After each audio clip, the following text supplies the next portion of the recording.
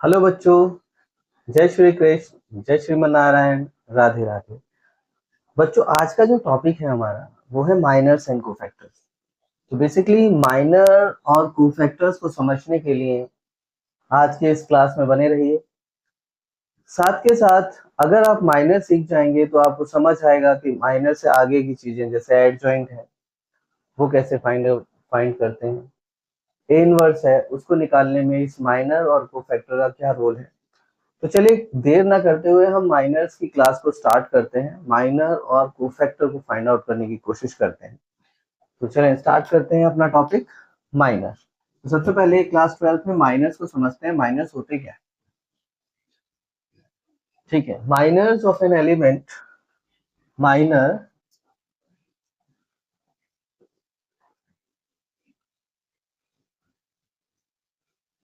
minor of an element Aij is the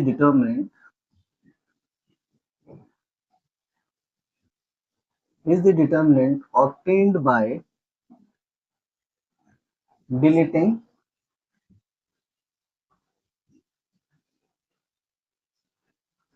ith row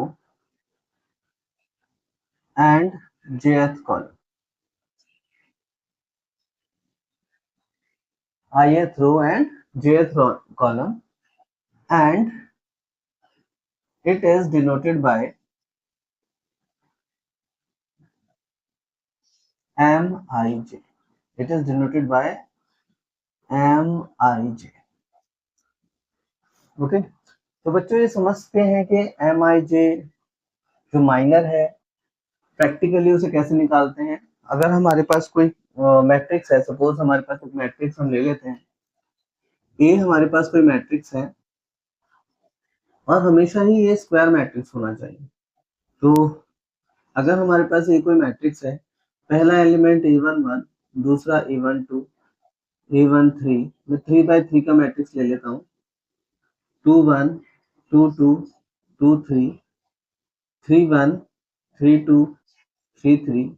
अगर हमारे पास ये कोई मैट्रिक्स है, हमें माइनर निकालना है। जैसा कि डेफिनेशन में बोला है, minor of an element aij कोई एलिमेंट है, is the determinant obtained by deleting ith row and jth column.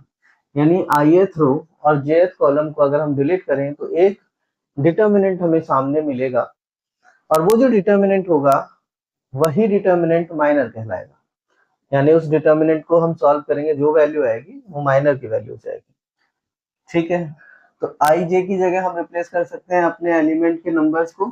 यानी कि अगर हम m11 निकालना चाहते हैं, यानी कि m11 मतलब फर्स्ट रो और फर्स्ट कॉलम का जो एलिमेंट है उसे m11 बोलते हैं। अगर ये निकालना चाहते हैं तो हमारे पास एक डिटर्मिनेंट आएगा। हम क्या करेंगे, फर्स्ट रो, क्योंकि m11 है तो फर्स्ट रो और फर्स्ट कॉलम दोनों डिलीट हो जाएंगे, जो चार एलिमेंट बचेंगे वही माइनर के एलिमेंट बचेंगे। यानी a22, a23, a32, a33, इन चार एलिमेंट से हमें मिलेगा माइनर। तो सॉल्व करेंगे, हम इसे सॉल्व करेंगे तो कैसे आएगा, a22 into a33 minus a32 into a23। चलिए एक और निकालने की कोशिश करते हैं माइनर। हम निकालते हैं माइनर, इस बार बीच वाले किसी एलिमेंट का निकाल लेते हैं, a22 का निकाल लेते हैं। अगर हम m22 निकालेंगे तो बच्चों समझने, ध्यान से समझना, m22 निकालेंगे मतलब इस एलिमेंट का रो और इसी एलिमेंट का कॉलम ये सब डिलीट हो जाएंगे, तो जो चार एलिमेंट बचेंगे, अब आपको चार एलिमेंट दिख रहे होंगे, कॉर्नर वाले जो चार एलिमेंट्स हैं ये चारों एलिमेंट बचे हैं। इन चारों एलिमेंट्स को लिख लेते हैं, a11, a13, a31, a33, ये चार एलिमेंट्स बचे। अगर हम इन चारों एलिमेंट्स को सॉल्व कर देंगे तो हमारे पास आएगा a11, a33 minus a31, a13, इस तरह से। यानी कि हम इसको ऐसे मल्टीप्लाई करेंगे, फिर बाद में इसको ऐसे मल्टीप्लाई करेंगे, ये हमारे पास आएगा minor of second row and second column element. चलिए एक और देखते हैं, क्योंकि हो सकता है आप कहोगे सर आपने पहले 1 1 का करके दिखाया था, अब 2 2 का करके दिखा दिया। तो हम एक काम करते हैं, कोई और एलिमेंट ले लेते हैं। सपोज हम लेते हैं ये 3 1 ले लेते हैं, ठीक है। M3 1 निकालेंगे, M3 1 minor of third row and first column, minor of third row and first column. तो थर्ड रो के जो एलिमेंट्स होंगे उसको और फर्स्ट कॉलम का जो एलिमेंट है उसको, ये हम डिलीट कर देंगे। तो हमारे पास ये 4 एलिमेंट बचेंगे बच्चों, A12, A13, A22, A23, ये 4 एलिमेंट्स बचेंगे। अगर हम इन चारों एलिमेंट्स को सॉल्व कर देते हैं, हमारे पास आ जाएगा minor of third row and first column, यानी कि A12, A23 minus A22, A13, ये निकल के आएगा, ये माइनर निकल आता है। तो मुझे लगता है बच्चों आपको ये समझ आया होगा, यहाँ तक का जो छोटा सा टॉपिक है ये आपको क्लियर हुआ होगा। तो एक बात समझते हैं इसके आगे, अगर हमें किसी भी डिटर्मिनेंट का माइनर निकालना है, अगर हमें माइनर निकालना है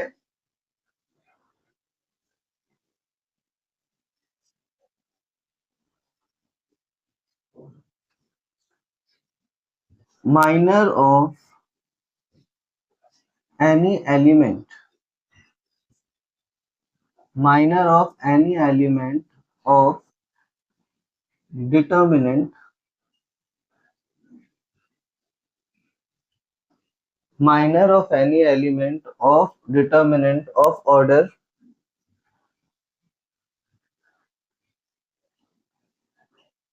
n, which is n is greater than equal to 2, is a determinant of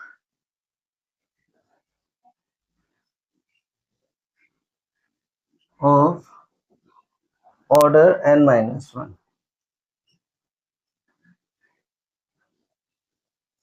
ठीक है, तो बच्चों ये बहुत इंपॉर्टेंट पॉइंट है कि minor of any element of determinant of order n, अगर कोई डिटर्मिनेंट है जिसका ऑर्डर n है और n की वैल्यू 2 या 2 से बड़ी हो सकती है, जब हम उसका माइनर निकालेंगे तो माइनर जो निकल के आएगा वो एक डिटर्मिनेंट होगा जिसका ऑर्डर n-1 होगा। जैसे देखें यहाँ पर ऑर्डर 3/3 है, तो जो माइनर निकल के आ रहे हैं वो 2/2 के हैं, यानी कि ऑर्डर जो है एक कम हो गया, n-1 होता है। तो ये बहुत एक इम्पोर्टेंट पॉइंट था। चलें अब बात करते हैं कोफैक्टर की, साथ के साथ कोफैक्टर को भी इंक्लूड कर लेते हैं। चलिए बात करते हैं कोफैक्टर की। तो माइनर हमें समझ आ गया है, हम इसको लिखा रहने देते हैं, बस यहाँ पर चेंज करेंगे, कोफैक्टर की तरफ कोफैक्टर की डेफिनेशन को लेकर आएंगे। ठीक है, cofactor,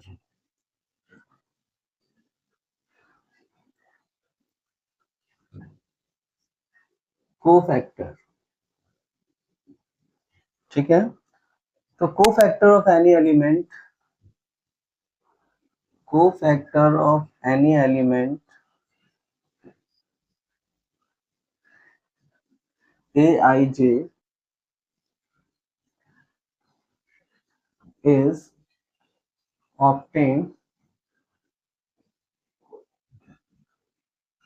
obtained by Aij is equal to -1 to power I plus j into Mij। ठीक है, तो किसी भी एलिमेंट Aij का जो कोफैक्टर है वो ऑब्टेन होगा -1 की power I plus j into Mij करके। तो हम इस तरह से कोफैक्टर निकाल सकते हैं। तो बच्चों आपके सामने जैसे M11 है, तो हम अगर इसका कोफैक्टर निकालेंगे तो हम लिखेंगे A11, ठीक है। A11 इज इक्वल टू हो जाएगा -1 to power 1 plus 1 into M11, ठीक है। इसी तरह से अगर हम जैसे ये तो हो गया M11, अगर हमें M22 का कोफैक्टर निकालना है तो हम लिखेंगे A22 -1 to power 2 plus 2 into M22, okay, अब जैसे M31 है, इसका कोफैक्टर निकालेंगे तो लिखेंगे A31 is equal to -1 to power 3 plus 1 into M31। हम बहुत अच्छे से जानते हैं बच्चों के नेगेटिव की पावर अगर कोई इवन नंबर होता है तो डेफिनेटली वो पॉजिटिव हो जाता है, और अगर नेगेटिव की पावर कोई ऑड नंबर होता है तो हमेशा ही नेगेटिव रहता है। तो यहाँ पर अगर हम देखें तो आप बिल्कुल ध्यान से समझिएगा, 1 प्लस 1 हो गया 2, -1 की पावर 2 होता है तो 1 हो जाएगा, यानी कि ये बनेगा M11। -1 की पावर 4 हो जाएगा तो ये भी क्या बनेगा बच्चों, M22 ही रहेगा। और -1 की पावर 3 प्लस 1 यानी 4 होगा तो ये भी क्या बन जाएगा, 31 रहेगा। कहने का मतलब है जितने भी हमने माइनस निकाले हैं या जितने भी हमने माइनस निकाले हैं उनके जो कोफैक्टर आएंगे वो वही होंगे जो माइनर इटसेल्फ है, यानी M11 जो होगा वही A11 होगा, M22 होगा वही A22 होगा। अगर हम किसी और एक नंबर का, जैसे मान लीजिए हम निकालना चाहते हैं माइनर ए कोफैक्टर निकालना चाहते हैं A21 का, A21 का कोफैक्टर निकालेंगे तो क्या बचेगा, 1 की पावर 2 प्लस 1 इनटू में minor of second row first column element. अब देखें -1 की पावर 3 है, -1 की पावर 3 का मतलब है ऑड नंबर है पावर, यानी कि नेगेटिव ही आएगा, M21 आएगा बच्चों, यानी कि कोफैक्टर जो है माइनस ऑफ F21 हो जाएगा, M21 हो जाएगा। तो मुझे लगता है कि आपको थोड़ा सा समझ आया होगा, ठीक है। एक चीज और समझते हैं इसके बाद, एक होता है मैट्रिक्स ऑफ कोफैक्टर्स। अब ये मैट्रिक्स ऑफ कोफैक्टर कैसे निकालते हैं, अगर वर्ड बना है मैट्रिक्स ऑफ कोफैक्टर मतलब मैट्रिक्स ऑफ कोफैक्टर्स, तो ये एक मैट्रिक्स होगा बच्चों जिसमें उन एलिमेंट्स के स्थान पर उनके कोफैक्टर्स हों। ऐसे A21, A22, A23, A31, A32, A33, ये होंगे इसके एलिमेंट्स, ठीक है। तो ये एक मैट्रिक्स है जिसमें एलिमेंट्स की जगह पर उसके कोफैक्टर है, this is called matrix of cofactors. So I guess आपको समझ आया होगा बेटे, थोड़ा सा हल्का फुल्का समझ आ गया होगा। चलिए हम स्टार्ट करते हैं अपने एग्जांपल्स के साथ। आपने कुछ नोट करना है तो नोट कर लीजिए। अब हम स्टार्ट करते हैं अपने एग्जांपल्स के साथ और अच्छे से समझते हैं टॉपिक को, ठीक है। आई होप और अच्छे से क्लियर हो जाएगा आपको, अगर आपको अभी क्लियर नहीं हुआ है तो ठीक है। चलिए स्टार्ट, बने रहें। हाँ, मैंने आप लोगों से एक बात कही है कि आप हमेशा जब भी मेरे साथ पढ़ें तो आप हमेशा एक कॉपी किताब, रफ कॉपी, रफ नोटबुक और अपना पेन लेकर बैठे साथ में, क्योंकि जब आप ये दोनों चीजें लेकर बैठेंगे तभी मेरे साथ प्रैक्टिस कर पाएंगे। तो स्टार्ट करते हैं बच्चों। एग्जाम्पल नंबर 8 है हमारे पास। ये कहता है find the minors of element 6, find the minor of element 6, minor of element 6 in the determinant, और डिटर्मिनेंट हमें क्या गिवन है, 1 2 3 1 2 3 4 5 6 7 8 9। एग्जाम्पल नंबर 8 है बच्चों, ये हमें माइनर, ये हमें डिटर्मिनेंट गिवन है, हमें निकालना है इसका माइनर। किसका माइनर निकालना है, जो एलिमेंट 6 है। एलिमेंट 6 आपको दिख रहा होगा आई गेस, तो एलिमेंट 6 आपको दिखा है बच्चे, ये रहा एलिमेंट 6। अगर हम ध्यान से समझें तो ये एलिमेंट 6 सेकेंड रो और थर्ड कॉलम का एलिमेंट है, तो माइनर दिखते हैं, इस पे लिखेंगे 2 1 2 3, सेकेंड रो और third column, minor of second row and third column. होगा क्या, कैसे निकालेंगे, तो शायद आपको डेफिनेशन दोबारा समझा देता हूँ। माइनर किसी भी एलिमेंट का अगर हमें फाइंड करना है तो हमें उस माइनर के जो रो है और कॉलम है उनको डिलीट करके जो एलिमेंट्स बचेंगे उन उस डिटर्मिनेंट को फाइंड आउट करना होगा। यहाँ पर 6 देखें, सेकेंड रो और थर्ड कॉलम में है, तो आप देखें थोड़ी देर के लिए कि सेकेंड रो कि जो एलिमेंट्स हैं, ये सेकेंड रो के जो एलिमेंट्स हैं मैंने डिलीट कर दिए, और फिर थर्ड कॉलम के एलिमेंट भी मैंने डिलीट कर दिए। ठीक है, सेकेंड रो थर्ड एलिमेंट के कॉलम जो डिलीट होने के बाद में डिटर्मिनेंट बनेगा, यानी 1 2 7 8, ये हमारे पास डिटर्मिनेंट बन गया। इस डिटर्मिनेंट को सॉल्व करने पर जो आंसर आएगा वही माइनर होगा। ठीक है, तो मैं दोबारा लिख देता हूँ इधर 1 2 3 4 5 6 9। ठीक है, तो ये है, ये था। आई होप आपको क्लियर हुआ होगा बच्चों। 8 1 जा 8 और 7 2 जा 14, तो फाइनली आंसर कितना आ जाएगा, -6। तो हमारे पास माइनर आ गया -6। मुझे लगा आपको समझ आया होगा बच्चों। चलिए एक नेक्स्ट एग्जांपल करते हैं, example number 9। Can I find the minors and cofactors of all the elements.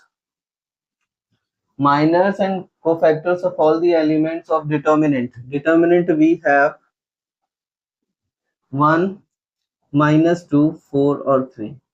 ये हमारे पास डिटर्मिनेंट है, हमें इसके सारे तो माइनर निकालने हैं और सारे ही कोफैक्टर निकालने हैं। हमारे पास काम बहुत ज्यादा है। सबसे पहले हम पहले एलिमेंट का माइनर निकालेंगे, यानी M11।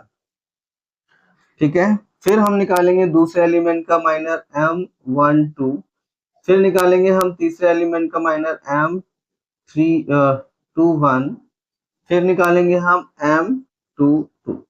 हम ये 4 माइनस निकालेंगे। ठीक है, ये 4 ही एलिमेंट्स हैं। देखें, बहुत आसान है, बहुत आसान है, बहुत आसान। कैसे? देखिए M11 मतलब फर्स्ट रो और फर्स्ट कॉलम डिलीट करते ही, यानी ये दोनों डिलीट करते ही हमारे पास एक ही एलिमेंट बच जाता है 3। सेम ऐसे ही अगर हम M12 यानी फर्स्ट रो और सेकंड कॉलम डिलीट करें, हमारे पास आएगा 4। सेम ऐसे ही अगर हम फर्स्ट रो, सेकंड रो और फर्स्ट कॉलम डिलीट करें तो हमारे पास आएगा -2। सेम इसी तरह से अगर हम इसके अंदर सेकंड रो और सेकंड कॉलम का एलिमेंट, यानी सेकंड रो ये रही, सेकंड कॉलम ये रहा, ये एलिमेंट डिलीट कर दे तो हमारे पास आएगा 1। तो बच्चों ये 4 आ गए हमारे पास माइनस। अब हम निकालते हैं इसके कोफैक्टर। कोफैक्टर यानी A11, A12, A21, A22, ये निकाल। अभी हमने क्या बात करी थी बच्चों कि A11, A12, A21, A22, ये कुछ भी निकालना हो आपको तो आपने बस इन दोनों एलिमेंट्स को देखना है। ये माइनस, ये 1 और 1 कितना होता है बच्चों, 2। इवन नंबर है, इवन है तो भाई जो माइनर है वही लिख दीजिए, वही कोफैक्टर होगा। 1 और 2 कितना है, 3। ऑड नंबर है ना, ऑड केस में जो माइनर होगा उसका नेगेटिव कोफैक्टर होगा। A21 फिर 3 आ गया, यानी -2 है, साइन चेंज कर दीजिए, कितना आया 2। A2 M22 है, यानी 2 और 2 कितना होता है 4, 4 यानी इवन है, जो माइनर है वही कोफैक्टर है। तो बच्चों ये हमारे पास आ गया फाइनल आंसर। तो मुझे लगता है आप लोगों को समझ आया होगा बच्चों। बहुत आसान सी ट्रिक है, माइनर और कोफैक्टर में बहुत आसान सा रिलेशन होता है कि माइनर जो होता है वो जिस भी कॉलम या रो का माइनर है और हमें उसका कोफैक्टर अगर निकालना है तो -1 की पावर 1 + 1 इंटू M11 होगा। ठीक है, अगर ऐसी सिचुएशन है कि जिसका भी हमें माइनर निकालना है वो M11, M12 इस तरीके से होगा, तो हम सिंपल देखते हैं कि -1 की पावर क्या बनने वाली है, इवन बनने वाली है या ऑड बनने वाली है। अगर ऐसा सिचुएशन होगा, इवन बनेगा तो जो माइनर है वही कोफैक्टर होगा, अगर ऑड बनेगा तो जो माइनर है उसका नेगेटिव कोफैक्टर होगा। मुझे लगता है आप लोगों को थोड़ा बहुत समझ आया होगा बच्चों। आप एक काम करें, इसका जरा स्क्रीनशॉट ले लीजिए प्लीज।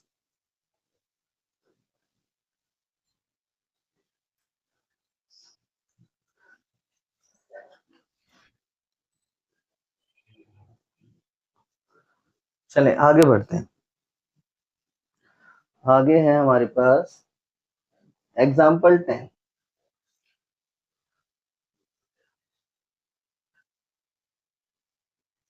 Example number 10।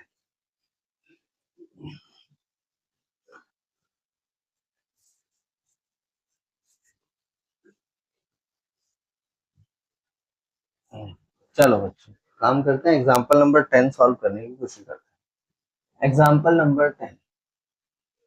तो एग्जाम्पल 10 हमें क्या कहता है, find the minors and cofactors of element A11 और दूसरा है A21। इन दोनों एलिमेंट्स के माइनर निकालने हमें, यानी माइनर फाइंड आउट करना है और कोफैक्टर फाइंड आउट करना है इन दोनों एलिमेंट्स के। ठीक है, ठीक है। और डिटर्मिनेंट हमें गिवन है, सेम जो हमने बात करी थी, A11, A12, A13, A21, A22, A23, A31, A32, A33, ये हमें डिटर्मिनेंट गिवन। हमें जो एलिमेंट्स है उनके माइनर और कोफैक्टर फाइंड करना, यानी कि M11 हमें फाइंड करना है, यानी first row first column delete, तो हमारे पास आएगा A22, A23, A32 और A33, ये हमारे पास बचेगा। चलो बच्चों सॉल्व करते हैं। सॉल्व करेंगे तो हमारे पास आएगा A22 into A33 minus A32 into A23, क्या हमारे पास है। साथ के साथ इसका कोफैक्टर भी निकाल देते हैं। कोफैक्टर यानी A11 होगा 1 और 1 कितना होता है बच्चों, 1 और 1 होता है 2, यानी कि इवन नंबर है तो जो माइनर होगा वही कोफैक्टर होगा, यानी हो जाएगा 2233 माइनस A32 A23, यही हो जाएगा। मुझे लगता है आप लोगों को थोड़ा समझ आया होगा बच्चे। ठीक है, अब हमें निकालना है A21, यानी कि हमें A21 एलिमेंट का माइनर निकालना है। तो M21 करते हैं, चलिए M21 करेंगे तो फर्स्ट सेकेंड रो और फर्स्ट कॉलम डिलीट, तो बचा 1 2 3 4, ये 4 एलिमेंट बचे। लिख लीजिए A12, A13, A32, A33, ये 4 एलिमेंट्स बचे। सॉल्व करेंगे A12 into A33 minus A13 into A32, ठीक है। अच्छा, अब इसका कोफैक्टर भी निकाल देते हैं। A21 का कोफैक्टर 2 और 1 कितना होता है 3, यानी कि ऑड नंबर है, यानी कि माइनस ऑफ माइनर हो जाएगा, नेगेटिव ऑफ माइनर हो जाएगा। जो माइनर है उसके सामने माइनस का निशान लगा दीजिए। A12 A33 minus A13 A32, यह जाएगा। मुझे लगता है आप लोगों को ये समझ आ गया होगा बच्चों, बहुत आसान था, कोई ज्यादा मुश्किल नहीं था। तो एक काम कर सकते हैं, आप इसका स्क्रीनशॉट ले सकते हैं, ठीक है। आप इसका स्क्रीनशॉट ले लीजिए और इससे हम चलते हैं फिर नेक्स्ट एग्जाम।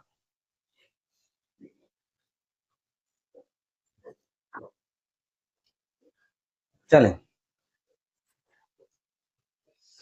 नेक्स्ट एग्जाम्पल हमारे पास है। नेक्स्ट एग्जाम्पल बताने से पहले हम एक रूल और बता देते हैं आपको, एक अगला नया नियम। ठीक है बच्चों, नया नियम क्या कहता है, मान लीजिए हमें कोफैक्टर, जैसा कि हमने स्टार्टिंग में बोला था आप लोगों को, कि अगर आपने डिटर्मिनेंट निकालना है ना किसी भी मैट्रिक्स का, किसी भी स्क्वायर मैट्रिक्स का आपने डिटर्मिनेंट निकालना है, तो कुछ साइंस को हमें याद रखने की जरूरत पड़ती है। और वो साइन क्यों याद रखने पड़ते हैं, जैसे कि अगर मान लीजिए हमारे पास ये डिटर्मिनेंट है 1 2 3 4 5 6 7 8 9, ये डिटर्मिनेंट है। और अगर मुझे एक्सपेंड करना है तो मुझे कुछ ये साइन याद रखने हैं, plus minus plus minus plus minus plus minus plus, ये साइन हमें कुछ याद करने पड़ते हैं, ठीक है। बट अब मैं जो बताने वाला हूं उसमें साइन कैसे आ जाते हैं वो आपको खुद ही समझ आ जाएगा। अगर हम किसी भी डिटर्मिनेंट की वैल्यू फाइंड करते हैं, डिटर्मिनेंट कैलकुलेट करना है, तो हम क्या करते हैं, किसी भी रो का एलिमेंट और उसी रो का cofactor plus 1 to A12 plus A13 और A13, यानी जो हमने रो चूज करी है उसका ही हम कोफैक्टर लेंगे, जो रो चूज करी है उसका ही सेम रो का कोफैक्टर उस एलिमेंट के साथ मल्टीप्लाई करेंगे, हमारे पास आसानी से डिटर्मिनेंट की वैल्यू निकल आए। चलिए यहां से मैं आप लोगों को समझाता हूं कि ये नेगेटिव पॉजिटिव कैसे आ रहा है। तो बच्चों एलिमेंट तो हम जानते हैं कि जब डिटर्मिनेंट निकालते थे तो एलिमेंट लिखते थे। फॉर एग्जांपल देता हूँ, 1 जैसे है, 1 अगर मैं लिखूंगा तो ये मेरे को ऐसे बनाना पड़ेगा, फिर -2 फिर +3, ठीक है, ये बनाना पड़ता है साइन के अकॉर्डिंग। जब 1 डिलीट होगा तो 5 6 8 9, ऐसे ही 2 डिलीट होगा, 2 से डिलीट होगा तो कितना आएगा 4 6 7 9, और 3 से डिलीट होगा तो 4 5 7 8। थोड़ा जल्दी समझिएगा, ठीक है, ये आएगा। अब ये आ कैसे रहा है, क्यों आ रहा है, तो आप यहां समझे। देखो ये 1 1 एलिमेंट तो ये लिखा, इसको तो ऐसे ही रहने दीजिए। जो माइनर होता है A11 का वही कोफैक्टर भी होता है, तो हम इसके लिए माइनर लिख देते हैं। ये A12 तो एज इट इज लिख दीजिए, लेकिन यहाँ पर प्रॉब्लम है कि -1 की पावर 1 + 2 और ये आएगा M12। एक्चुअल में ये है क्या चीज, माइनर ही तो है, ये माइनर है, ठीक है, तो ये आ गया plus A13 as it is, और हम यहाँ लिख सकते हैं M13 क्योंकि 1 और 3 होता है 4, और 4 एक इवन नंबर है। अगर हम इस इवन नंबर को -1 के ऊपर लगाएंगे तो +1 हो जाएगा, तो इसलिए हमने एज इट इज लिख दिया। इस तरह से और आगे सॉल्व करते हैं तो A11 M11, यहाँ पर आएगी negative value 12 M12 plus A13 M13। तो जहां तक मुझे ऐसा लगता है कि हम लोगों को स्टार्टिंग में डिटर्मिनेंट्स निकालने के लिए एक शॉर्टकट बता दिया गया है कि आप एक काम करें बच्चों, डिटर्मिनेंट फाइंड करना है तो ये साइन आप याद रखें, और ये साइन आते यहां से ही है। डिटर्मिनेंट फाइंड करना है तो ये साइन याद रखें, और ये साइन कहां से आ रहे हैं, यहां से आ रहे हैं, क्योंकि हमें कोफैक्टर निकालना होता है, ठीक है। तो मुझे लगता है बच्चों आपको यहाँ तक क्लियर हो गया होगा कि हम ये साइन आखिर याद ही क्यों करते हैं। और अगर आपने ये साइन याद नहीं रखने तो अब हम उस पोजीशन पे हैं, उस लेवल पे हैं कि हमें साइन याद रखने की आवश्यकता नहीं है, हमें पता चल गया है कि वो साइन आते क्यों है। तो मान लीजिए अगर आपको किसी और रो या किसी और कॉलम से एक्सपेंड करना है डिटर्मिनेंट, तो क्या करेंगे, मान लीजिए थर्ड कॉलम से करना है, तो थर्ड कॉलम के एलिमेंट होते हैं A31, या लिखेंगे थर्ड कॉलम है ना, थर्ड कॉलम के एलिमेंट होते हैं A1, तो यहाँ लिखेंगे 13 प्लस A23, तो यहाँ लिखेंगे A23 प्लस A33, तो यहाँ लिखेंगे A33। अभी भी हमारे पास क्या आएगा, डिटर्मिनेंट की वैल्यू निकल आएगी। हमारे पास क्या आएगा बच्चों, डिटर्मिनेंट की वैल्यू निकल आएगी, ठीक है। इसी तरह से आप किसी भी रो और किसी भी कॉलम को इस्तेमाल कर सकते हैं, उसके एलिमेंट को उनके कोफैक्टर से मल्टीप्लाई कर दीजिए, ऐड कर दीजिए, आपके पास डिटर्मिनेंट निकल कर आ जाएगा। मुझे लगता है प्यारे बच्चों आपको सब समझ आ गया होगा यहाँ तक। तो एक काम करते हैं, एक और नियम को समझते हैं। ये हमारे पास नियम यानी रूल 1 था कि हम डिटर्मिनेंट कैसे फाइंड करेंगे ये। अब रूल 2 क्या कहता है, रूल 2 कहता है कि अगर आप किसी भी रो को लेते हैं और उसके एलिमेंट्स को लिखते हैं, यानी जी मैंने लिख दिया पहले रो के एलिमेंट्स को A12 और यहाँ लिख दिया हमने A13, पहले रो के एलिमेंट्स को लिख दिया, और अगर हम इसके साथ दूसरी रो या तीसरी रो के कोफैक्टर्स को मल्टीप्लाई कर दें, यानी कि हम इसके साथ कर देते हैं A21 A22 A23, ये कर दिया जी हमने मल्टीप्लाई, तो ये हमेशा ही 0 आएगा, ठीक है, हमेशा क्या आएगा बच्चों, 0 आएगा। अगर हम एलिमेंट ले लें किसी पहली रो के, कोफैक्टर ले लें तीसरी रो के, सबको ऐड कर दें, 0 आएगा। एलिमेंट्स ले ले पहले कॉलम के, कोफैक्टर ले ले तीसरे कॉलम के, 0 आएगा। तो आप एक काम करिएगा, घर पे एक बार फाइंड करिएगा कि पहले रो के आपने, पहले कॉलम के आपने एलिमेंट्स ले लिया और कोफैक्टर ले लिया पहली रो के, तो क्या आता है। ठीक है, तो ये टास्क है, एक बार ट्राई करना। जब तक आप करोगे नहीं तो समझ कैसे आएगा कि हाँ ऐसा भी कुछ होता है। तो चलिए हम एक काम करते हैं, इस चीज को जो हमने सीखा है उसको थोड़ा सा आजमा भी लेते हैं। ठीक है, उसको थोड़ा निकाल कर देखते हैं आखिर क्या निकल के आता है हमारे पास। तो इस चीज को प्रूफ करने के लिए हमारे पास है एग्जाम्पल नंबर 11। एग्जाम्पल नंबर 11 है, उसने कहा है एग्जाम्पल में कि by using find the minors and cofactors of the element. सबसे पहले तो माइनर्स और कोफैक्टर निकालने सारे एलिमेंट्स के, और उसके बाद वेरीफाई भी करना है कुछ। चलें पहले एग्जाम्पल नंबर 11 लिखते हैं, थोड़ा बड़ा एग्जाम्पल है, जल्दी जल्दी कंप्लीट करेंगे। एक तो डिटर्मिनेंट जैसे ही आ जाता है ना, 3 रो और 3 कॉलम का, थोड़ा सा टॉपिक लेंदी हो जाता है। 2 - 3 और 5, 6 0 4 1 5 7। क्वेश्चन है फाइंड माइनर्स एंड कोफैक्टर्स। हमें ये निकालना है, पहला क्वेश्चन है। फर्स्ट पार्ट हमारा ये, सेकंड हमें वेरीफाई करना है, वेरीफाई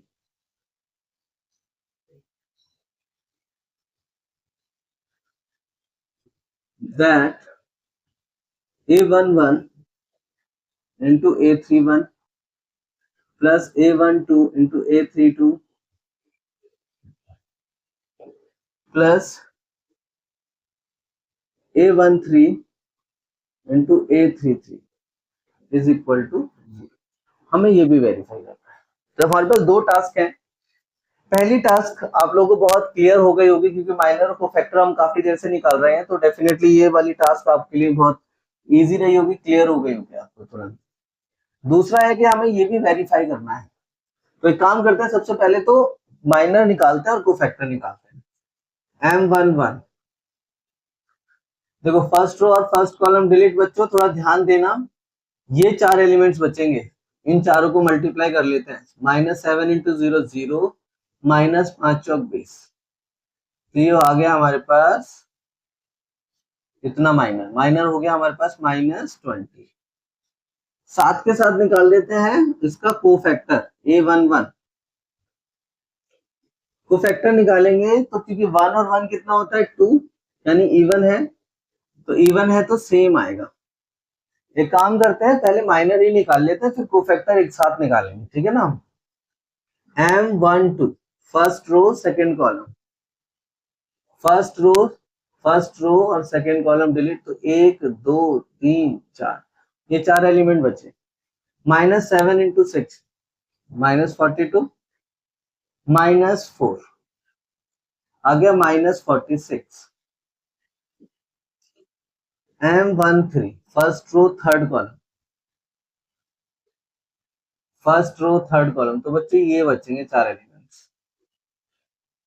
तो लगा देते हैं 6 पंजे 30 माइनस में 1 0, यानी कि आ गया 30।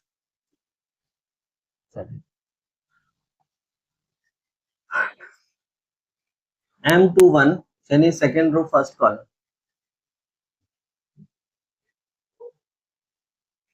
M21 यानी सेकेंड रो और फर्स्ट कॉलम, तो हमारे पास 1 2 3 4, ये 4 एलिमेंट्स निकलते हैं। तो हो जाएगा 7 या 21 -55 25, तो -4 आ गया बच्चों। M22 यानी सेकेंड रो सेकेंड एलिमेंट, 1 2 3 4, ये 4 एलिमेंट बचे। सेकेंड रो सेकेंड एलिमेंट, 7 दूनी 14 -5 -19। अब हम निकालते हैं बच्चों M23 second row third column, ये ये डिजिट, तो हमारे पास 1 2 3 4, ये 5 दूनी 10, माइनस और माइनस प्लस 3, तो हो जाएगा 30। क्लियर हो गया है? M31 third row first column, third row first column, third row first column, तो 1 2 3 4 एलिमेंट बचे, 4 तिया 12 माइनस 0 यानी माइनस 12 आ गया। M32 third row second column, third row, ये थर्ड रो है और सेकंड कॉलम है, तो बच्चे 1 2 3 4, ये 4 एलिमेंट बचे, 4 दूनी 8 माइनस 6 पंजे 30, तो आ गया -22। M33 थर्ड रो और third column, third row third column, ये थर्ड रो है थर्ड कॉलम है, तो ये 4 एलिमेंट बचे बच्चों, तो 0 माइनस 6 18, तो बच्चों प्लस 18 आ गया आपके पास। चलिए इन सब का हम कोफैक्टर भी साथ के साथ निकाल लेते हैं। ये बनेगा हमारा A12, ये बनेगा A13, देखो कितनी जल्दी निकलेगा। 12 मतलब ऑड है, तो जो ये है उसका नेगेटिव हो जाएगा, -46 है तो +46 होगा। 1 और 3 इवन है, 4 हो गया इवन है, इवन में सेम हो जाएगा। M21 का A21, A21 है यानी कि ऑड नंबर आ गया ना, 2 और 1 3 हो गया, तो -4 का हो जाएगा +4। A22 2 और 2 4 इवन है, -19। A23, A23 मतलब ऑड है, हमारे पास आएगा सेम, मतलब माइनस नेगेटिव। A31 यानी इवन है, 3 और 1 इवन होता है तो सेम आएगा। A32 यानी ऑड है तो 22 आएगा। A33 यानी कि इवन है तो सेम आएगा। तो बच्चों एक पार्ट हमारा सॉल्यूशन में, एक पार्ट हमारा कंप्लीट हो गया, ये फर्स्ट पार्ट हो गया complete. Now second part, second part में हम लेफ्ट हैंड साइड ले लेते हैं। लेफ्ट हैंड साइड बोलता है वो A11 A31 plus A12 A32 plus A13, यहाँ पर मैंने छोटा लिखना था A13, स्मॉल A13 A13 ये लेना है। चलिए ढूंढते हैं फटाफट से एलिमेंट। A11 हमारे पास 2 है और A31 -12 प्लस A12 हमारे पास -3 है और A32 हमारे पास 22 है।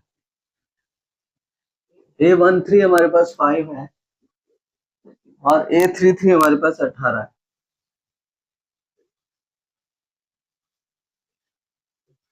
12 दूनी 24, 22 या 66 और 18 पंजे 90। अच्छा जी, 66 और 4 70, 70 और 20 90, -90 प्लस 90 हो गया जी 0, यानी लेफ्ट हैंड साइड बराबर हो गई है राइट हैंड साइड के, हेंस वेरीफाइड। मुझे लगता है बच्चों समझ आया होगा, मुझे लगता है आप लोगों को क्लियर हुआ होगा टॉपिक जो अभी हमने जस्ट इससे पहले डिस्कस किया है। तो एक काम करें, आप स्क्रीनशॉट ले लीजिए इसका। चलिए बच्चों आप लोगों ने नोट किया होगा, चलिए स्टार्ट करते हैं अपने नए एक्सरसाइज को। तो ये तो थे हमारी सारे एग्जांपल्स जो हमने किए। अब हम स्टार्ट करते हैं अपनी एक्सरसाइज को। एक्सरसाइज है हमारी 4.3, एक्सरसाइज 4.3। चलिए देखते हैं एक्सरसाइज 4.3 में किस तरीके के सवालों को कैसे सॉल्व किया जाता है। तो एक्सरसाइज 4.3 क्वेश्चन नंबर 1 और 2 दोनों बिल्कुल साफ क्लियर दे रखे हैं। Right minor and minors and cofactor of the elements of the following। तो बच्चों मैं एक काम करता हूँ, क्वेश्चन नंबर 1 में किसी एक पार्ट को मैं आपके लिए सॉल्व कर देता हूँ, मैं सेकंड पार्ट आपके लिए सॉल्व कर देता हूँ, क्वेश्चन नंबर 1 का second part. A B C D, ठीक है। ये डिटर्मिनेंट हमें गिवन है, इसमें हमें माइनस और कोफैक्टर दोनों निकालने। ये M11, M12, M21, M22। तो M11 मतलब first row first column delete, यानी आ गया D. M12 first row second column delete, यानी आ गया B. M21 first second row first column delete, आया सी। और 22 मतलब second row second column delete, आ गया हमारे पास ए। अब इनके कोफैक्टर भी निकालते हैं। A11, तो क्योंकि 1 और 1 इवन है, 1 और 1 मतलब 2 हो गया ना, तो इवन नंबर आया, तो जो माइनर था वही कोफैक्टर है। A12 1 और 2 3 होता है, ऑड है, यानी कि माइनस भी आ गया। A21 2 और 1 3, यानी कि ऑड नंबर है, तो नेगेटिव। 2 और 2 मतलब 2 + 2 4 हो गया, यानी कि पॉजिटिव, तो सेम आ जाएगा, जो माइनर है वही कोफैक्टर है। तो बच्चों ये आ गया हमारे पास क्वेश्चन नंबर 1 का सेकंड पार्ट कंप्लीट। ऐसे ही आपने बच्चों क्वेश्चन नंबर 1 के फर्स्ट पार्ट को भी करना है, तो सेम है। क्वेश्चन नंबर 2 का फर्स्ट पार्ट मैं आपके लिए कर देता हूँ। होगा हमारे पास 1 0 0 0 1 0 0 0 1। ये जो आइडेंटिटी मैट्रिक्स है उसका हमें डिटर्मिनेंट गिवन है, तो हमें फाइंड करने हैं इसके माइनर्स और cofactor. M11 M12 M13 M21 M22 M23 M31 M32 M33, ये सारे एलिमेंट्स हमें पहले मैंने लिख ही दिया डायरेक्ट।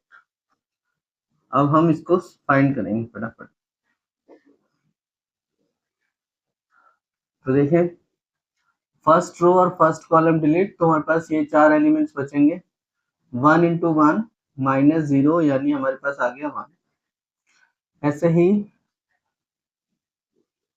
M12 फर्स्ट रो और second column, first row second column 1 2 3 4,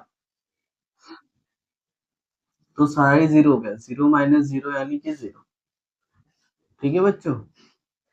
अब ऐसे है first row third column, first row third column, यानी ये बच गए 0 - 0, यानी 0 आ गया। Second row first column, second row first column, यानी 1 × 0 0 -0, यानी 0।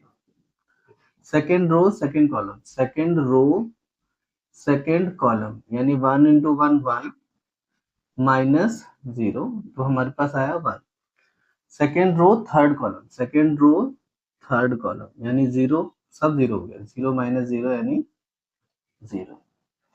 Third row first column, third row first column, यानी 0 × 0 0 -0, यानी क्या आ गया 0।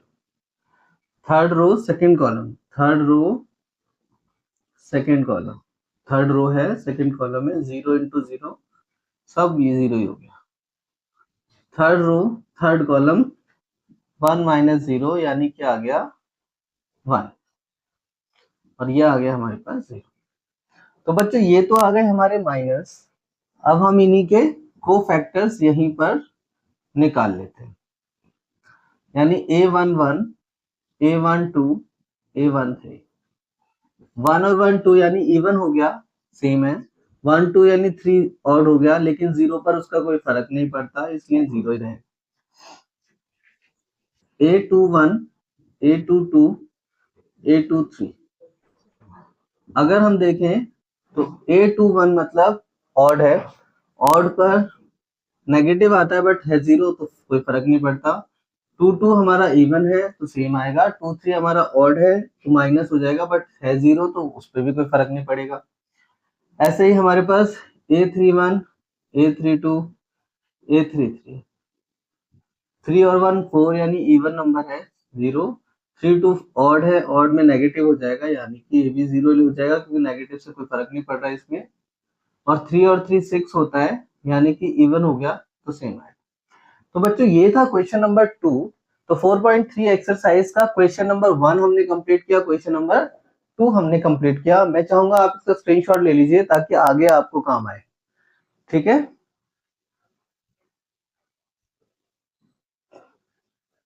चल सॉल्व करते हैं क्वेश्चन नंबर 3। क्वेश्चन नंबर 1 की जो एक एक पार्ट रह गए हैं वो आप अपने आप सॉल्व करके देखिएगा, और अगर आपको फिर भी उसमें प्रॉब्लम आती है तो आप मुझे कमेंट्स में लिखिएगा, मैं डेफिनेटली उन दोनों पार्ट्स को भी सॉल्व करके आपको बता दूंगा, ठीक है। अगर किसी भी बच्चे को कोई समस्या आती है आपने मुझे कमेंट्स जरूर करने हैं, कमेंट्स में आप लिख दीजिएगा, मैं सॉल्व करके बताता हूँ। क्वेश्चन नंबर 3 करते हैं हम। क्वेश्चन नंबर 3 बच्चों, क्वेश्चन नंबर 3 में गिवन है using cofactors of element of second row, यानी कि हमें सेकंड रो के कोफैक्टर्स को यूज करना है। पहले तो डिटरमिनेंट लिखते हैं 538 538 201 201 1 2 3 1 2 और 3 by using cofactors of second row evaluate the determinant, यानी हमें डिटरमिनेंट की वैल्यू निकालनी है, सेकंड रो के हम कोफैक्टर्स को यूज करेंगे। तो बच्चों लिख लें जरा एक बार कि क्या हमें एक्चुअली फाइंड करना है सॉल्यूशन में। सॉल्यूशन हमारा निकलेगा, हमें सेकंड रो के कोफैक्टर्स यूज करने हैं। सेकंड रो के कोफैक्टर्स यानी A21 into A21 plus A22 into A22 plus A23 into A23, हमें ये यूज करना है और हमें फाइंड करना है इसका डिटरमिनेंट, डिटरमिनेंट की वैल्यू फाइंड करना है। तो ठीक है, एक काम करते हैं, सबसे पहला काम हमारा क्या होना चाहिए कि हमें माइनर निकालना है A21 का, M21 निकालिए, यानी second row first column, second row first column delete 2 3 3 8 3 8 और 2 3 बच गया। दूसरा काम है हमारा M22 फाइंड करना है, M22 फाइंड करते हैं, चलिए सेकंड रो सेकंड कॉलम यानी 5 8 1 3 5 8 और 1 3 हम फाइंड कर लेते हैं। M23 second row third column, second row और थर्ड कॉलम तो 5 3 1 2 5 3 1 2 ये फाइंड करते हैं। सॉल्व करें, 3 3 जा 9 8 2 जा 16 बचा -7, 5 3 15 8 1 8 बचा 7, और ये कितना होगा 5 दूनी 10 -3 1 3 यानी बच गए 7, सब में 7 आ गया, वेरी गुड। चलिए अब हम निकालते हैं डिटरमिनेंट की वैल्यू। डिटरमिनेंट कहा है इसने कि हमें सेकंड रो के डिटरमिनेंट्स को फैक्टर्स को यूज करना है, तो हो जाएगा बच्चों ये,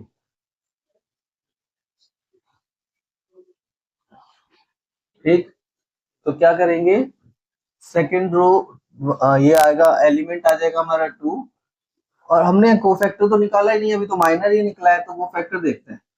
कोफैक्टर है 2 1 यानी ऑड है ना 2 और 1 तो 7 आ जाएगा। A22 यानी इवन है तो सेम रहेगा, यानी A23 यानी ऑड है तो नेगेटिव हो जाएगा। चलें, तो A21 हमारे पास 7 है तो 7 डाल दिया, प्लस A22 हमारे पास 0 है तो A22 हमारे पास 7 है ये डाल दिया, प्लस A23 हमारे पास 1 है और A23 हमारे पास माइनस है, ये हो जाएगा 14 प्लस 0 -7, यानी फाइनल आंसर हमारे पास आ गया बच्चों, डिटरमिनेंट की जो वैल्यू निकल के आई है वो आई है 7। तो मुझे लगता है आपको क्लियर हुआ होगा हमने क्या किया। सबसे पहले हमने जो किया है वो मैं आप लोगों को बता देता हूँ। सबसे पहले हमने अपना फॉर्मूला लिखा, एक तरीके से हमने ये कोशिश करी कि एक्चुअल में हमें फाइंड क्या करना है वो तो देखें। उसने बोला था सेकेंड रो के कोफैक्टर्स को यूज करके डिटर्मिनेंट की वैल्यू फाइंड करते हैं। तो हमने फॉर्मूला लिख लिया पहले। अब इस फॉर्मूले में हमें सेकेंड रो के कोफैक्टर्स भी निकालने हैं। तो हमने सबसे पहले माइनर निकाला है और फिर उसके कोफैक्टर्स निकाल दिए। यहां पर हमने फॉर्मूला रिपीट किया, फॉर्मूले में वैल्यू डाली, आंसर आया। तो बस इतना छोटा सा काम करना था। तो मुझे लगता है बच्चों आप लोगों को समझ आया होगा, और जल्दी से नोट करें, फिर नेक्स्ट क्वेश्चन की तरफ बढ़ते हैं। चलिए स्क्रीनशॉट ले लीजिए आप। चलिए क्वेश्चन नंबर 4 भी बिल्कुल ऑलमोस्ट सेम ही है, बट हमें उसमें अभी पढ़ते हैं फिर बताते हैं। क्वेश्चन नंबर 4 कोई ज्यादा कॉम्प्लिकेटेड नहीं है, ऑलमोस्ट सेम है। Using the cofactors of elements of third column evaluate. Third column के एलिमेंट्स को यूज करना है। डिटर्मिनेंट की वैल्यू हमें गिवन है, डिटर्मिनेंट हमें गिवन है 1 1 1 x y z y z z x y z z x और x y, ये हमें गिवन है। ठीक है बच्चों, ये हमें गिवन है। हमें यूज करना है इसके थर्ड कॉलम के एलिमेंट्स और कोफैक्टर्स को। थर्ड कॉलम, तो हमें सॉल्यूशन देखते हैं, हमें एक्चुअल में क्या फाइंड करना है, कैसे फाइंड करना है। डिटर्मिनेंट निकालना है थर्ड कॉलम के एलिमेंट। थर्ड कॉलम होता है हमारा A13 plus A23 plus A33, ये हमें फाइंड करके और इस तरीके से, मतलब थर्ड कॉलम के एलिमेंट्स और कोफैक्टर का यूज करके हमें इसे इवेलुएट करना है, वैल्यू फाइंड करनी है। तो बच्चों ये दो तरीके से आ सकता है, आपसे आपसे प्रूफ करने के लिए भी आ सकता है ये क्वेश्चन, और डायरेक्ट भी पूछा जा सकता है कि भाई डिटरमिनेंट कैलकुलेट कीजिए। चलिए तो हम एक काम करते हैं, सबसे पहला वही प्लानिंग जो हमने अभी पहले करी थी, ये हमारा था क्वेश्चन नंबर 4। जो हमने प्लानिंग पहले करी है वही प्लानिंग पे बिल्कुल डटे रहते हैं। यानी हम सबसे पहले कोफैक्टर्स निकालेंगे। कोफैक्टर्स निकालने के लिए हमें माइनर निकालना पड़ेगा M13 M23 M33। तो M13 यानी फर्स्ट रो थर्ड कॉलम, ये फर्स्ट रो थर्ड कॉलम, ये बच्चा 1y1z। Second row third column, second row third column 1x1z। Third row third column 1x1y। Solve करें हम तो z माइनस वाई, इसे solve करें z माइनस एक्स, और इसे सॉल्व करें हम तो जाएगा y माइनस एक्स। चलिए इसके कोफैक्टर भी निकाल देते हैं। A13 A23 A33। A13 मतलब फर्स्ट रो थर्ड कॉलम है, फर्स्ट रो थर्ड कॉलम यानी टोटल ऐड करके हुआ 4, तो जो माइनर था वही कोफैक्टर आता है। 2 3 यानी कि ऑड है, यानी माइनस हो जाएगा, तो हम इसे लिख सकते हैं x माइनस जेड। माइनस का मल्टीप्लाई कर दिया अंदर, तो y माइनस एक्स। मुझे लगता है यहाँ तक किसी को भी ऐसा नहीं है, थोड़ी सी भी कंफ्यूजन नहीं होगी, क्योंकि काफी देर से कर रहे हैं ये, तो आई थिंक आप लोगों को समझ आ गया होगा यहाँ तक। तो इसके आगे बढ़ते हैं बच्चों। हमें जो डिटर्मिनेंट की वैल्यू फाइंड करनी है उसका जो फॉर्मूला है हमारे पास है A13 into A13 plus A23 into A23 plus A33 into A33, ये हमारे पास है। वैल्यू डाल देते हैं। A13 मतलब हो गया फर्स्ट रो थर्ड कॉलम है ना, यानी YZ, और A13 हमारे पास है Z माइनस वाई। दूसरा है Z इंटू एक्स, और वैल्यू है x माइनस z। A33 मतलब एक्स वाई है और वैल्यू है इसकी बच्चों y माइनस एक्स। चलिए कुछ बच्चे यहाँ पर भी इस सवाल को छोड़ देते हैं, कोई बात नहीं, हमें लेकिन थोड़ा सॉल्व करना है इसे, थोड़ा तो सॉल्व करते हैं, देखते हैं क्या आता है। Y z square, y z को अंदर मल्टीप्लाई करते हैं, y z square minus y square z plus z x square minus z square x. इसको इससे करेंगे तो जेड एक्स स्क्वायर आ गया, इसको इससे करेंगे तो जेड स्क्वायर एक्स आ गया, plus x y square minus x square y, ये दो चीजें आ गई। ओके तो एक काम करते हैं बच्चों, वाई जेड स्क्वायर तो एक साथ लिख लेते हैं, ये तो सही है, प्लस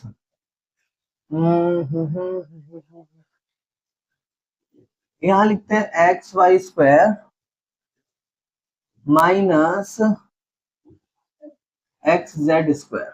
क्यों ऐसा कर रहे हैं, इसको हमने यहां लिखा और एक्स जेड स्क्वायर यानी एक्स जेड स्क्वायर को यहां लिखा। क्यों ऐसा कर रहे हैं, क्योंकि देखें इसमें से अगर हम y और z कॉमन ले लेते हैं तो z माइनस वाई बचेगा, और अगर यहां से हम x कॉमन ले लेते हैं तो y माइनस जेड ही बच रहा है, क्योंकि y माइनस जेड स्क्वायर है ना, तो a minus b a plus b का फॉर्मूला लगा देंगे। अब जो बचा वो लिख लेते हैं, जेड एक्स स्क्वायर यहाँ बच गया था और माइनस एक्स स्क्वायर वाई यहाँ बच गया, ठीक है। तो अगर हम इसको ऐसे लिखते हैं तो यहाँ पर से भी अगर हम एक्स स्क्वायर कॉमन लेते हैं जेड माइनस वाई बचेगा, तो हर जगह जेड माइनस वाई बच रहा है अगर देखा जाए, इसलिए हमें थोड़ा सा उसको चेंज करना पड़ा। यहाँ से हम वाई जेड को कॉमन ले लेते हैं, हमारे पास आएगा जेड, वाई जेड कॉमन लेते हैं जेड बच गया माइनस में वाई बच गया, प्लस जैसे ही हम x को कॉमन लेंगे तो हमारे पास बचेगा y square minus z square. यहां से हम एक्स स्क्वायर कॉमन लेंगे, हमारे पास आएगा z माइनस वाई। तो देखिए बच्चों z माइनस वाई यहाँ पर है, z माइनस वाई यहाँ पर है, दोनों में z माइनस वाई है। यहां से काम करते हैं बच्चों, माइनस भी कॉमन ले लेते हैं। अगर हम माइनस कॉमन लेते हैं तो हमारे पास आएगा x इंटू में z square minus y square. अब हमारा काम जो है वो ठीक चल रहा है, यहां तक हमने समझ लिया इसको कैसे सॉल्व करना है। एक काम और करते हैं, देखो z माइनस वाई सब में आ जाए तो कॉमन आ जाएगा, तो एक स्टेप एक्स्ट्रा लेना पड़ेगा हमें। वैसे तो हम ऊपर वाले स्टेप में कर सकते थे, लेकिन कई बार बच्चों आपको नहीं समझ आता है, इसलिए मैंने इस तरह से किया, एक स्टेप एक्स्ट्रा कर दिया। z माइनस वाई और यहाँ z प्लस वाई लिखेंगे प्लस एक्स स्क्वायर लिखेंगे, z माइनस वाई लिखेंगे। आई होप आपको अब समझ आया होगा, ठीक है, आपको अब समझ आ गया होगा कि ए स्क्वायर माइनस बी स्क्वायर का फॉर्मूला लगाया हमने। तो आगे समझते हैं कि z माइनस वाई अगर कॉमन ले लेते हैं तो अंदर क्या बचेगा, यहां तो बचेगा वाई जेड, यहां बचेगा minus x z plus y, यहां बचेगा एक्स स्क्वायर, ठीक है। z माइनस वाई ये होगा y z minus x z minus x y plus x square. अच्छा देखो बच्चों, अगर हम यहां से z कॉमन ले लें तो y माइनस एक्स बचेगा, और अगर हम यहां से x कॉमन ले माइनस एक्स कॉमन ले तो y माइनस एक्स बचेगा। तो काम करते हैं ना, ले ही लेते हैं कॉमन, इसमें से हमने z कॉमन लिया, y माइनस एक्स बच गया, इसमें से हमने माइनस एक्स कॉमन लिया तो y माइनस एक्स बच गया। अब देखो y माइनस एक्स दोनों में से कॉमन आ रहा है, तो z minus y, y minus x और z माइनस एक्स ये बचेगा। तो बच्चे ये हमारे पास आ गया फाइनल आंसर। मुझे लगता है कि आप लोगों को कुछ समझ आया होगा, ये हमारा फाइनल आंसर है। लेकिन आप ये समझें कि कई बार ऐसा होता है कि भाई एक्स वाई जेड होता है, तो हमें थोड़ा सा लाइन से देखने की आदत है, उसे एक्स पहले फिर वाई फिर जेड। तो आप इस तरह से भी कर सकते हो, उसमें कोई प्रॉब्लम नहीं है। आप अगर इसमें से माइनस कॉमन ले लेंगे ना कहीं पर, इनमें से और इसमें से माइनस कॉमन लेंगे तो माइनस आपस में कैंसिल हो जाएगा। ये बचेगा आपका x minus z, x minus y बच जाएगा, ठीक है, और ये z माइनस वाई बचेगा। मतलब whatsoever you can do that, ठीक है। लेकिन माइनस कॉमन लेकर ये भी बिल्कुल सही आंसर है, तो आप इस आंसर के साथ भी जा सकते हैं। तो मुझे लगता है आप लोगों को समझ आया होगा बेटा। आप ना स्क्रीनशॉट ले लीजिए इसका।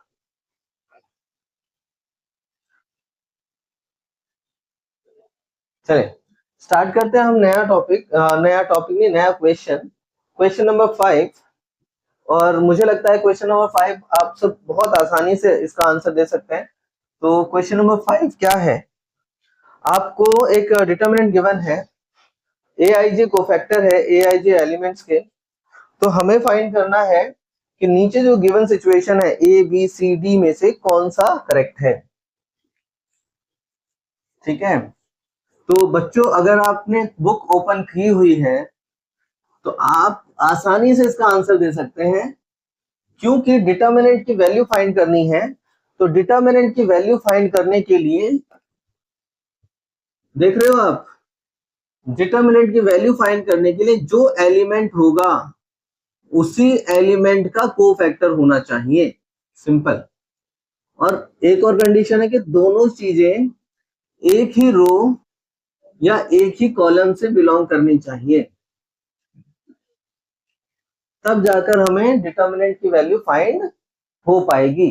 तो क्वेश्चन नंबर 5 में हम ये ढूंढते हैं, क्वेश्चन नंबर 5 में हम ये ढूंढते हैं कि किसके अंदर क्या लिखा है। तो देखें बच्चों, पहले वाले पार्ट में A11 और A31 है, तो डिटरमिनेंट तो नहीं निकल सकता। पहले वाले यानी ए पार्ट में पहला दे रखा A11 और A31 दे रखा है, आगे के लिखने की मुझे आवश्यकता नहीं है, ये दोनों ही अलग अलग हैं, तो ये पोर्शन तो पॉसिबल नहीं है, ये गलत है, ये नहीं हो सकता। चले बी पार्ट में क्या लिखा है बच्चों, बी पार्ट में पहला तो सही है, A11 है और A11 है, प्लस दूसरा A12 और A21 है, आगे लिखने की कोई जरूरत नहीं है, गलत। सी पार्ट, सी पार्ट में बच्चों दे रखा है A21 और A11, आगे क्या लिखने की कोई जरूरत नहीं है क्योंकि दोनों अलग अलग हैं, गलत। और डी पार्ट, डी पार्ट में हम देखते हैं A11 है, A11 है, प्लस A21 है, A21 है, प्लस A31 है, A31 है। बच्चों ये बिल्कुल ठीक है, यही आंसर है आपके क्वेश्चन का, यानी D is the correct answer. तो बच्चों इसी के साथ ये एक्सरसाइज हमारी कंप्लीट हो जाती है। मुझे लगता है कि आप लोगों को बहुत अच्छे से क्लियर हुआ होगा टॉपिक। तो बच्चों मिलते हैं फिर नेक्स्ट टाइम, ठीक है। अब हम करेंगे एडजॉइंट और ए इनवर्स, इससे रिलेटेड सारे क्वेश्चंस। तो अपना ख्याल रखिएगा, अच्छे से पढ़िए, ठीक है। मिलते हैं नेक्स्ट टाइम। जय श्री कृष्ण।